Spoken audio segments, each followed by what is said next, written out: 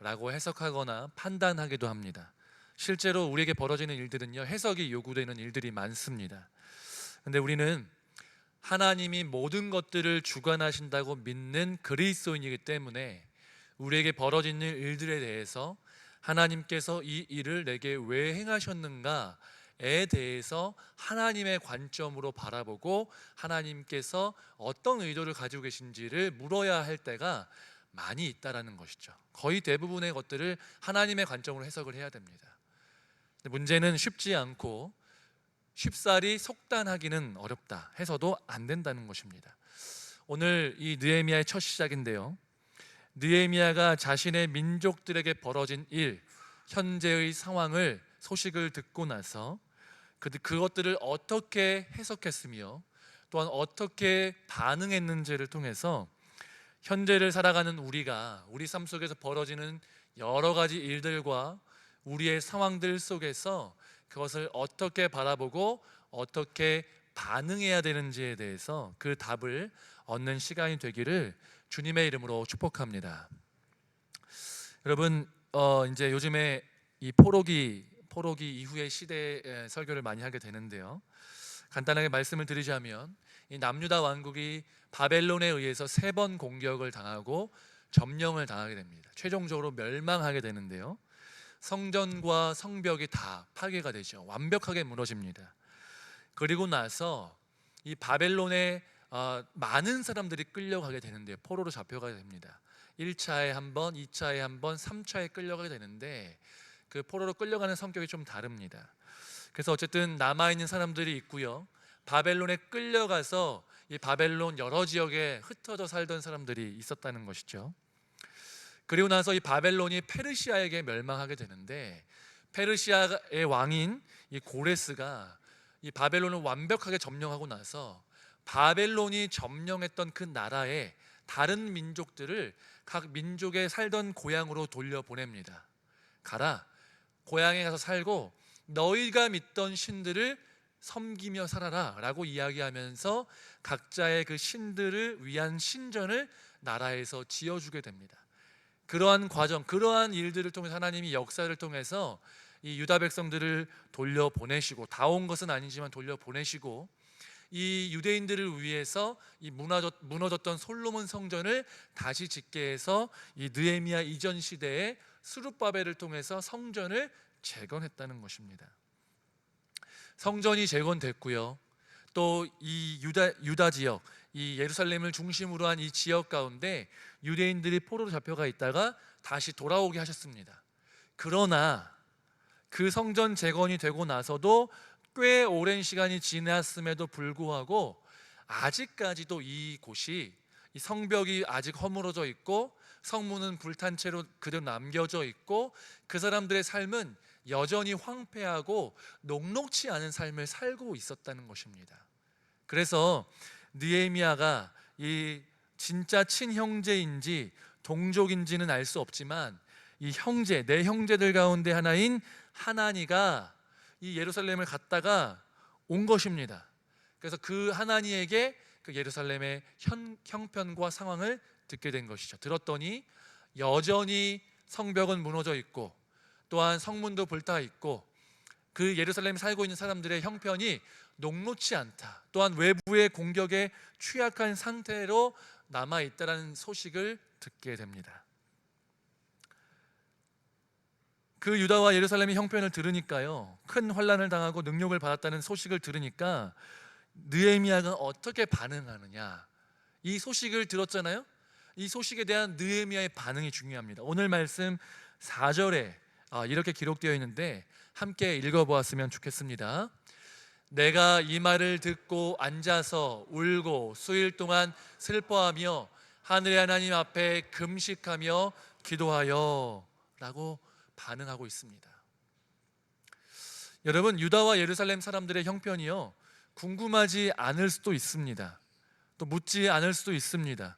들었음에도 불구하고 그냥 그렇구나 라고 느낄 수도 있습니다. 그러나 느헤미야는 그들의 상황을 궁금했고 들었고, 들었을 때 그 상황이 너무나도 안타깝고 애통하는 마음이 있었다는 것입니다. 그래서 금식하고 기도했다는 것이죠.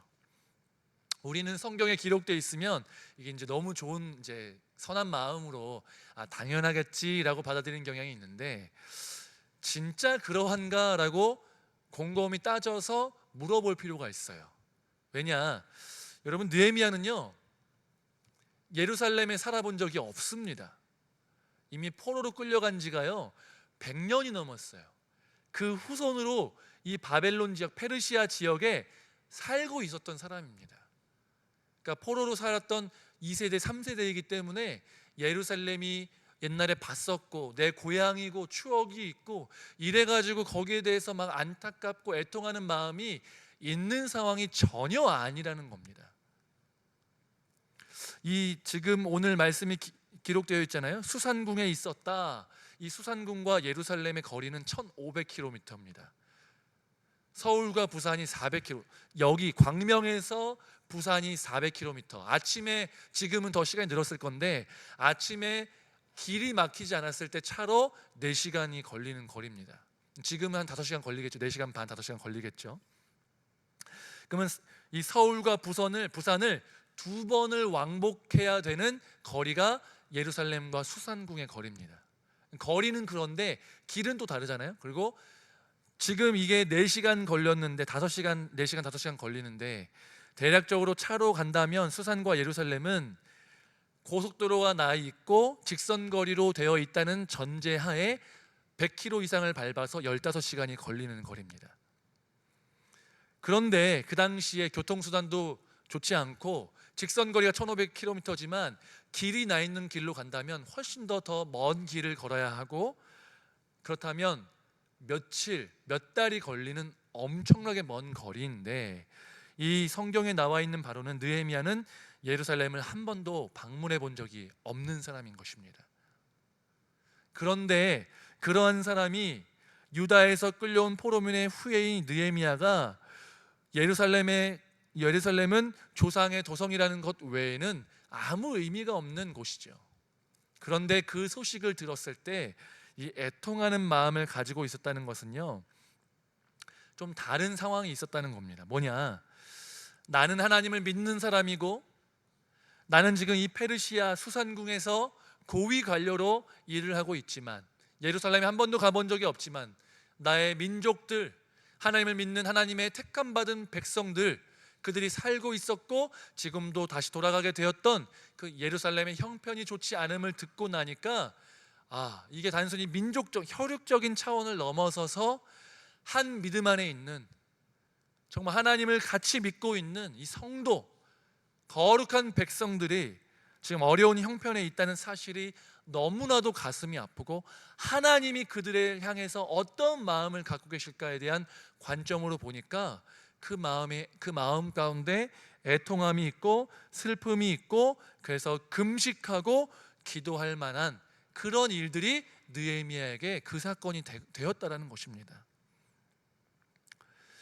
여러분, 하나님께서 하나님 나라를 위해서 이 애통해야 하는 느헤미야라고 하는 한 사람을 통해서, 물론 다른 사람들도 이 하나님 나라를 애통해야 하고 했지만 오늘 말씀을 통해서 봤을 때 이 한 사람을 통해서 예루살렘 성벽을 재건하고 이스라엘 공동체를 회복하는 놀라운 일을 일으키시게 됩니다. 그것은 하나의 리더가 중요하다는 것을 의미하는 것이 아닙니다. 하나님, 또 하나님 나라에 대한 사랑과 관심을 가지고 있는 사람, 그래서 하나님 나라가 지금 무너져 있는 것 같고 공동체가 무너져 있는 것 같고 내 개인의 신앙이 무너져 있는 것처럼 보이는 이 상황을 보게 되자, 그 상황을 그렇게 해석하게 되니까, 하나님의 관점으로 보니까 그렇게 느껴져서 하나님의 마음으로 애통해 하는 그 한 사람을 하나님이 찾고 계시다라는 의미가 된다라는 것입니다.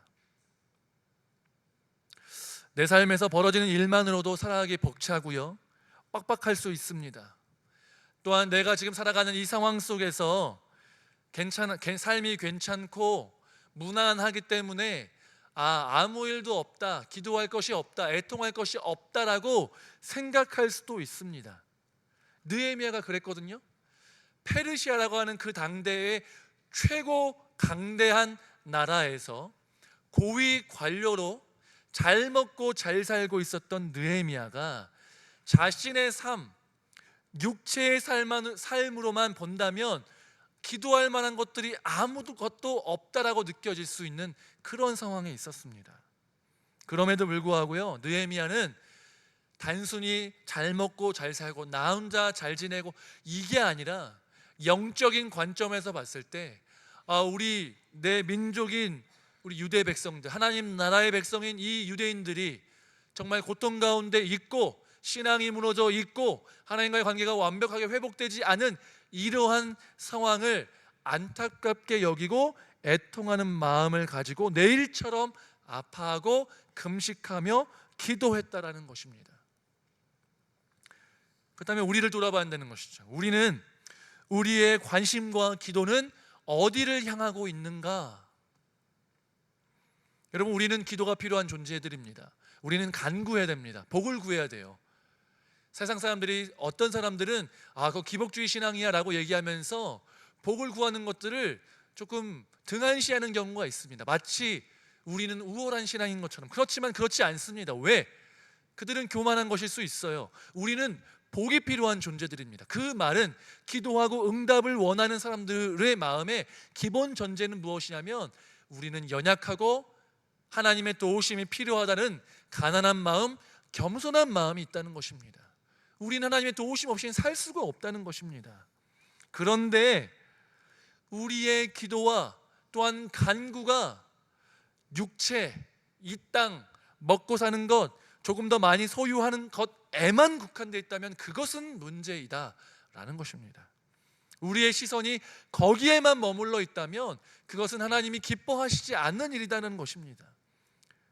그렇게 되면 우리는 하나님 나라를 위해서 애통할 수 없다는 것이죠. 잃어버린 영혼을 위해서 애통해야 하며 금식하고 기도할 수 없다라는 것입니다.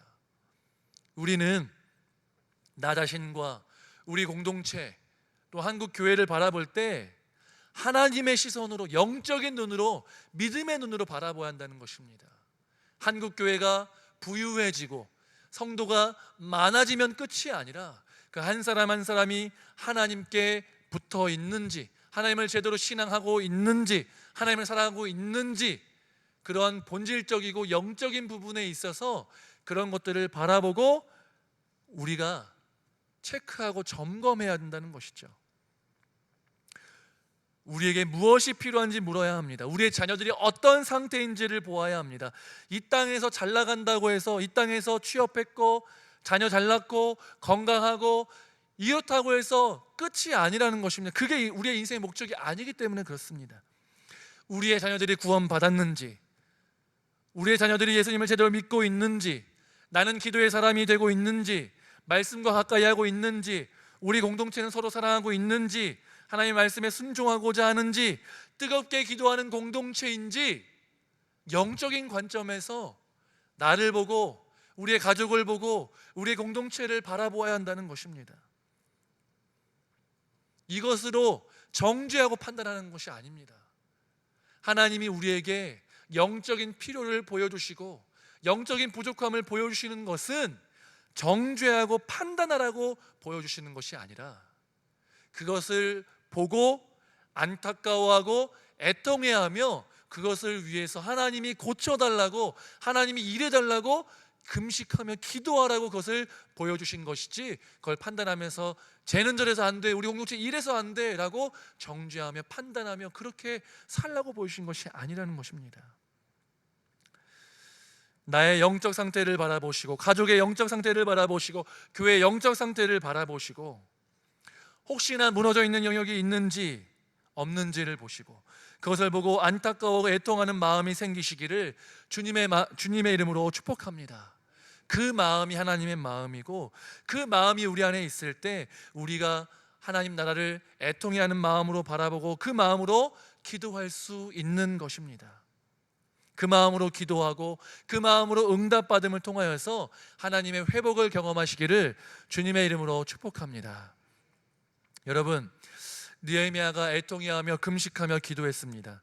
느헤미야는 예루살렘과 하나님 나라를 위해서 어떻게 기도했을까? 먼저는 느헤미야가 하나님을 부르고 있다는 사실을 기억해야 합니다. 오늘 말씀 5절 말씀인데요, 함께 읽어보겠습니다. 이르되 하늘의 하나님 여호와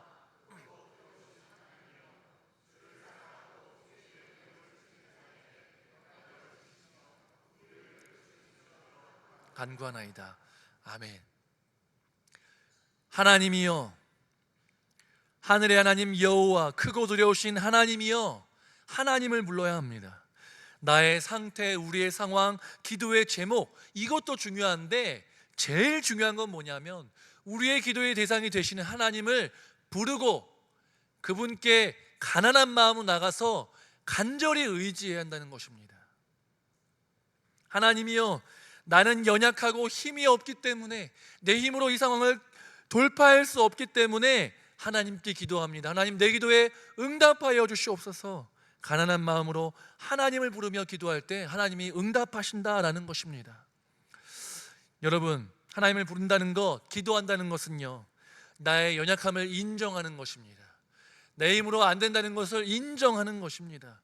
겸손함으로 나아가는 것입니다. 그렇기 때문에 겸손하게 가난한 마음으로 하나님께서 도우실 것들을 기억하면서 믿음으로 하나님을 부르시고 하나님을 의지하시고 하나님께 간구하여서 하나님의 응답을 받으시기를 주님의 이름으로 축복합니다. 근데 이 하나님을 부를 때요, 우리가 만들어낸 하나님을 믿으면 안 됩니다. 무슨 말이냐? 여러분, 우리 모두는요, 하나님을 다 알고 있지만 하나님을 온전히 아는 자들은 없습니다. 평생에 하나님을 알아가야 되는 것이죠.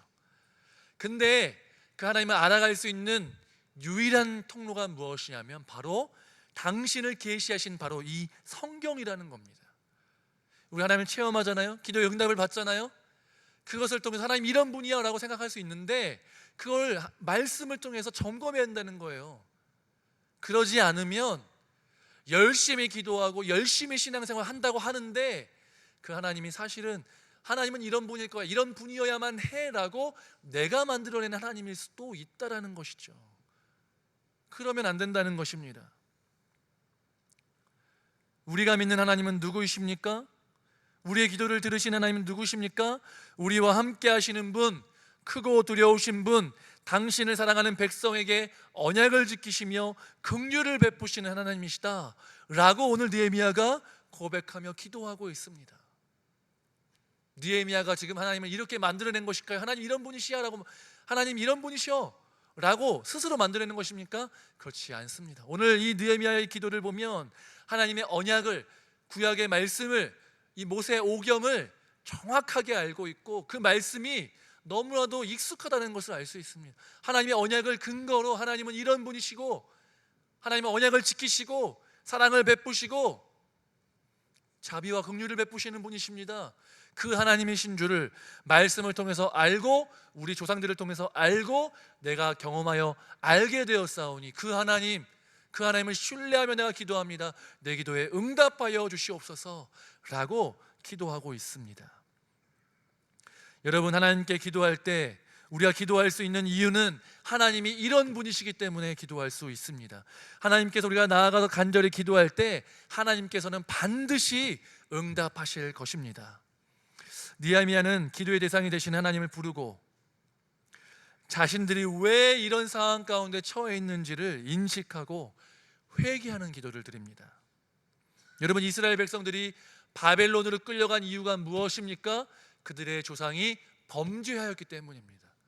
언약에 불순종했기 때문입니다. 근데 여러분, 이런 율법에 대한 순종과 불순종이요, 율법 했냐 안 했냐, 제사 드렸냐 안 드렸냐, 이렇게 되게 단순하지가 않습니다. 유대인들이 제사를 안 드렸을까요? 하나님의 말씀을 지키지 않았을까요? 우리는 쉽게 그렇게 생각해요. 이 사람들이 제사를 안 드렸구나, 율법을 지키지 않았구나 라고 손쉽게 생각한다는 것입니다. 근데 구약 말씀을 잘 살펴보면요, 이들은 할례도 행하고 율법도 지키고 제사도 드렸습니다.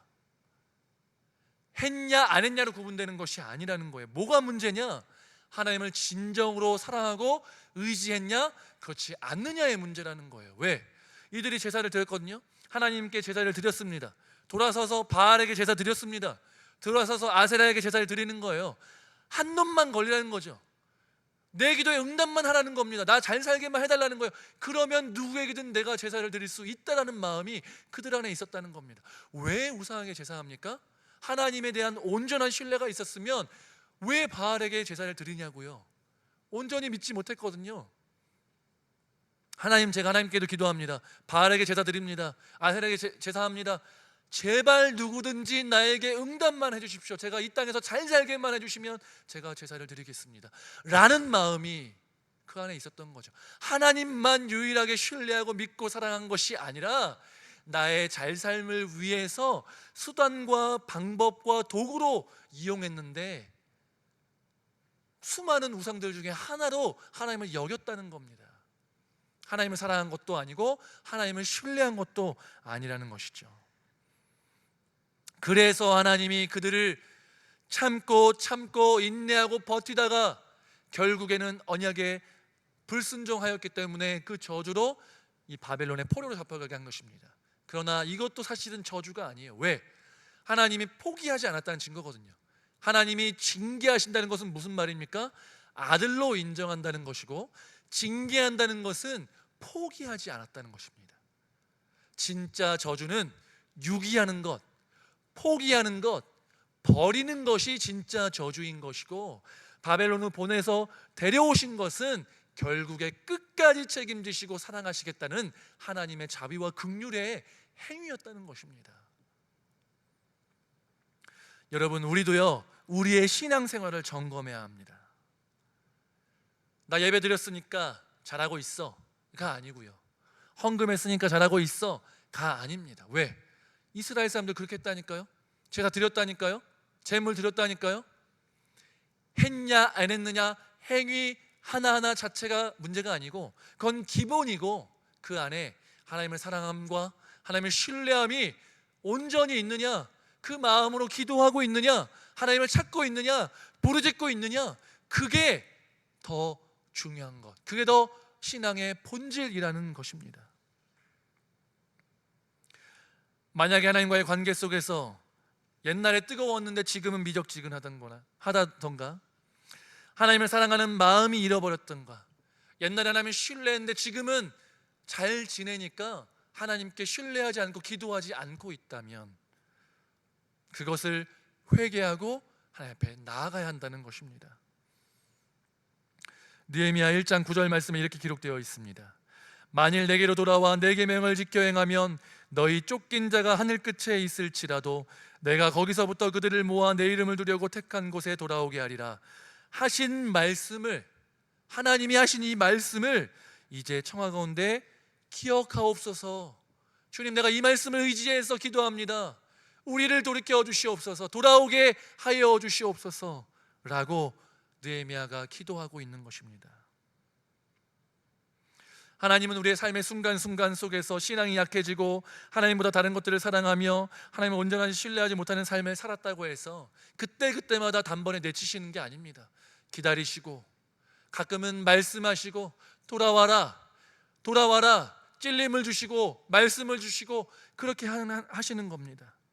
유다 백성들이 포로로 잡혀가게 된 것은요, 한 번에 그렇게 된 거 아닙니다. 선지자를 보내서 돌아와라, 회개하라, 나를 신뢰해라, 나를 사랑해라 라고 지속적으로 말씀하시다가 그 불순종이 쌓여서 결과적으로 임한 것입니다. 우리도 우리 삶 가운데 신앙이 무뎌지거나 하나님을 향한 사랑이 무뎌지거나 하나님을 신뢰하는 것들이 무뎌지거나 기도가 미적지근해지거나 차가워졌다면 그것을 회개하고 돌이켜서 주님께 나아와 하나님, 주님께서 내가 돌이키시면 나를 돌아오게 하시겠다고 약속하신 그 말씀을 붙들고 기도하오니 하나님, 나를 돌이켜 주시옵소서 라고 기도할 때 하나님께서 그 기도에 응답하셔서 우리의 신앙을 회복하시고 우리의 기도를 다시 뜨겁게 하시고 우리의 마음이 하나님을 더욱더 신뢰하게 하실 줄로 믿으시기 바랍니다. 그리고 기도하시기 바랍니다. 여러분, 이렇게 우리가 내 상황을 올바로 인식하고 하나님의 약속을 붙잡고 회개하며 나아갈 때 하나님이 반드시 응답하시는데요, 느헤미야가 기도했잖아요, 회개했잖아요, 애통했잖아요. 어떻게 응답하셨냐면 오늘 말씀 11절 맨 마지막을 보시겠습니다. 함께 이 화면을 보시면서 함께 읽어보겠습니다. 그때 내가 왕의 술관원이 되었느니라. 아멘. 그때 어떤 때요? 기도했을 때 하나님께 회복해달라고, 우리 예루살렘에 있는 우리 유다의 백성들을 긍휼히 여겨달라고, 나를 불쌍히 여겨달라고, 회복해달라고 기도했을 때, 그때 하나님이 응답하셔서 내가 왕의 술관원이 되었다라고 고백하고 있는 것입니다. 기도하고 바로 된 것은 아니겠죠. 근데 왕의 술관이 된 겁니다. 근데 그걸요, 내가 그냥 잘됐다, 내 능력이 좋았다라고 얘기한 것이 아니라 이것은 내가 기도한 것에 하나님이 응답하심으로 술관원이 되게 하셨다라고 고백하는 것입니다. 그런데 조금 생뚱맞습니다. 왜? 하나님이 응답하셨는데 왜 술관원이 되게 하셨는가? 예루살렘을 위해서 기도했는데 내가 왜 술관원이 되었는가라는 것입니다. 술관원은요, 중요한 직책입니다. 왜? 왕이 이 권력을 유지하는 데 있어서 가장 위협되는 것은 무엇이냐면 암살입니다.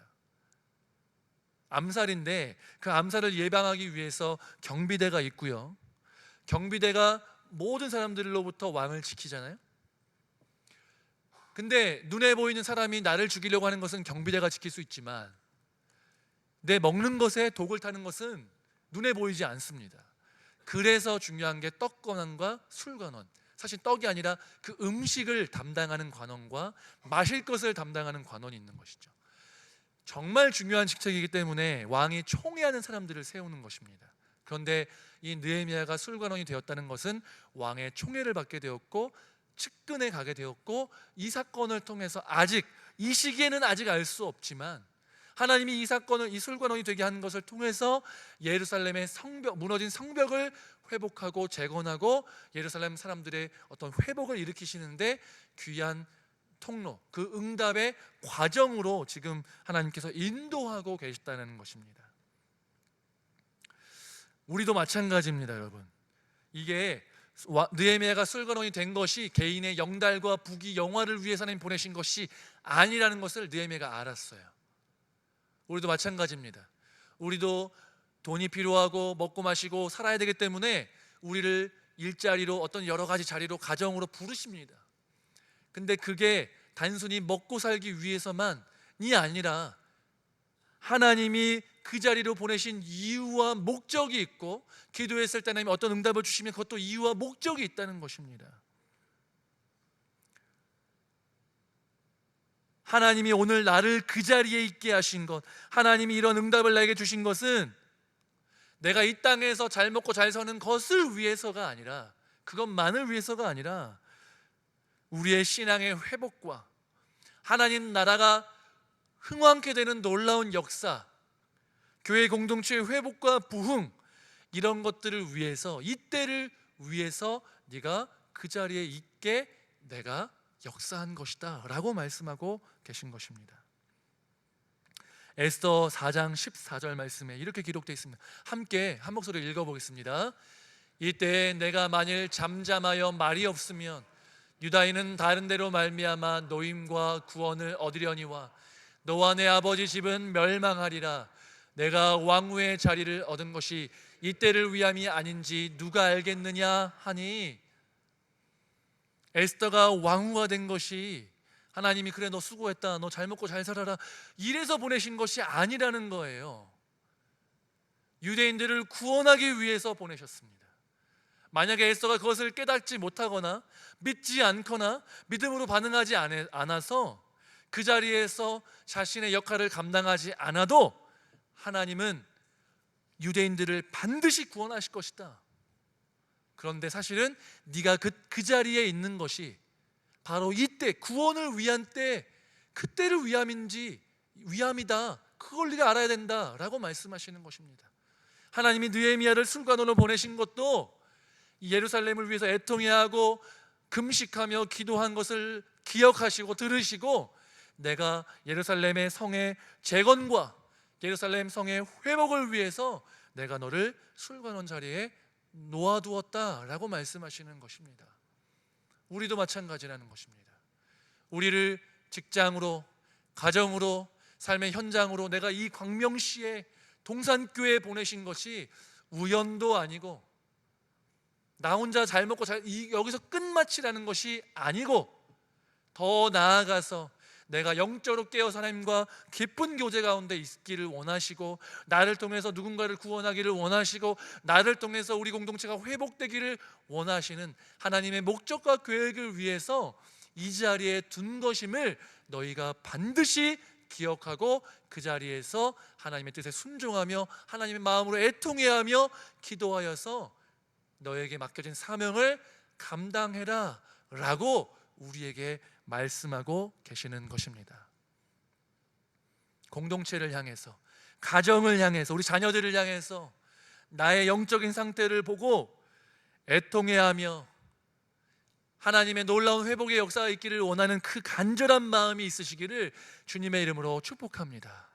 또한 이 애통으로 끝나는 것이 아니라 그 마음을 가지고 나와서 하나님 앞에서 시간을 구별하고 장소를 구별하여서 기도하시기 바랍니다.